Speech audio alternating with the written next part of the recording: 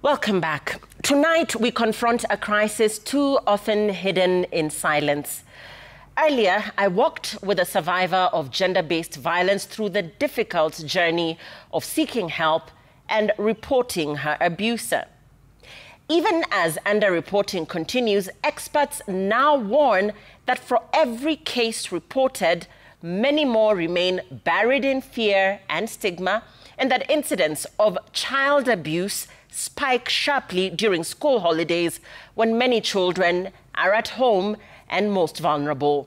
This is a call to action, to listen, to speak out, and to ensure that no survivor, adult or child, is left unheard or unprotected. Take a listen. Reports indicate that cases of gender-based violence are on the rise in Kenya, and yet they remain significantly underreported. I spoke to Gathoni Kimoyu, who walks me through her journey of a lived experience.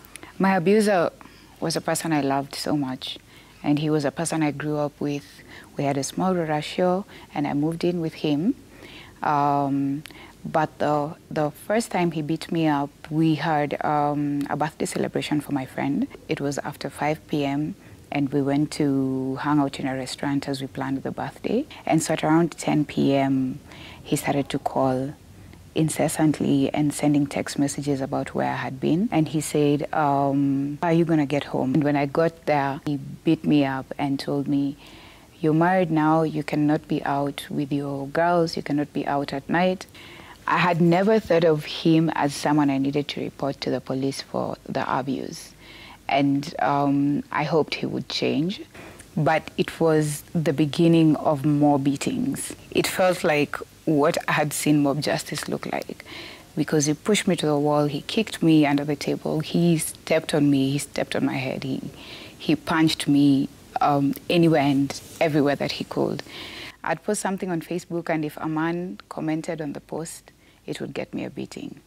If I spoke to my male friends, it would get me a beating. He ensured that I cut off all of my friends and barely spoke to my family. I knew I did not want this anymore. My next stop was at the Gender-Based Violence and Children Rescue Center here at the Kilimani Police Station in Nairobi County. I want to walk you through the process of reporting gender-based violence. When a survivor comes into our station, we assign then our gender personnel who are trained and dedicated. We record their OB or pertaining what transpired, and then we will direct them to the hospital. After the treatment, there'll be a form that will be filled, known as PRC form. So once we're done with their statement, we will visit the scene. We will try collect forensic evidence, and then if need be, after everything, we will ensure we have arrested the perpetrator if he's there. The ODPP will check into the file. The evidence is enough, they'll prefer charges. What are the main reasons why survivors or victims hold back from reporting? There's fear of retaliation. The second bit is most people don't know their rights, that they're supposed to report once they're violated. For example, gang rape, depending on the amount of evidence they give, gang rape is 10 years imprisonment. So matters GBV, we take them serious and it is punished by the law. I really urge the courts to come out, fast track this issue so that we give these survivors justice. Most survivors feel they are not safe, they're exposed. This is for children, just children or even the women? Children, even the women. Okay. Temporarily, as we are waiting to get them. So you've had cases where people have had to stay here overnight? Several times. I'm now at the Gender Violence Recovery Center at the Nairobi Women's Hospital. Hello.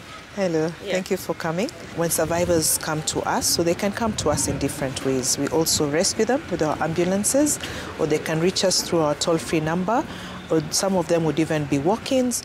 So now we're going to go to the medical room and get to understand more what happens. So this is the medical room where we'd have the survivors coming in any time of the day. And when they come, would have their history taken and documentation done. Once this is done, then they'll go to the lab where the tests are going to be done. We'll take the high vaginal swabs, we'll have the annual swabs, we'll have the blood tests and also examination. And then they'll come back to the doctor with the results with them. And then medication and treatment will then proceed. So this is the counseling room at the Gender Violence Recovery Center. From the year April 2024 to March 2025, we supported 3,455 survivors of gender-based violence, 90% of those being female. So as we also receive survivors of gender-based violence, there are also emerging trends. Schools being closed for 2 months, we already started getting an upside in terms of child abuse. We mark the 16 days of activism against gender-based violence, with this year's theme being Let's Unite to End Digital Violence Against All Women and Girls. A call to action would be that we speak out and call out gender-based violence in all our spaces. I'm really sorry that you're going through this type of trauma and pain. I would also urge you to reach out to people who would support you to live, but most of all to find yourself again, to fall in love with yourself, the things that you love.